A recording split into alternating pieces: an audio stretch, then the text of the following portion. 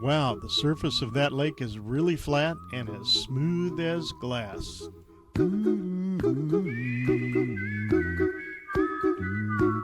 What if there was an easier way to get segmented rings that flat and perfectly ready for gluing? Unless you have a drum sander, dead flat can be challenging. In most segmented projects, you will have to flatten both sides of each ring if you want your glue joints to hold. This feature ring section is made up of 4 separate rings with plywood in between. In this section alone, 8 surfaces had to be made dead flat for gluing. I've had many calls from segmented turners looking for a quick and easy way to do this. If you already own any kind of Longworth chuck or most cold jaws, I have finally developed a quick and easy solution for you.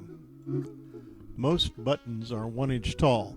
Traditional riser rings are 1/4 inch tall.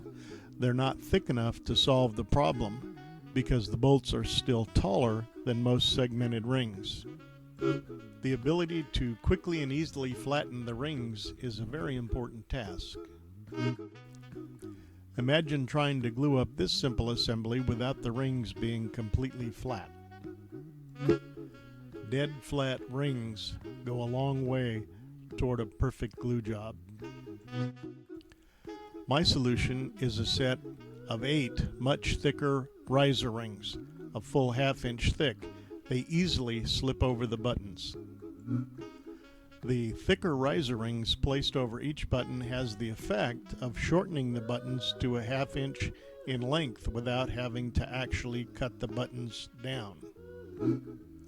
As you can clearly see here, the button and bolt assemblies are well below the surface of most 3/4 inch thick segmented rings. My secret ingredient is that I use a sanding belt fitted snugly around a perfectly flat board large enough to reach across both sides of my ring at the same time. That way, it's dead flat.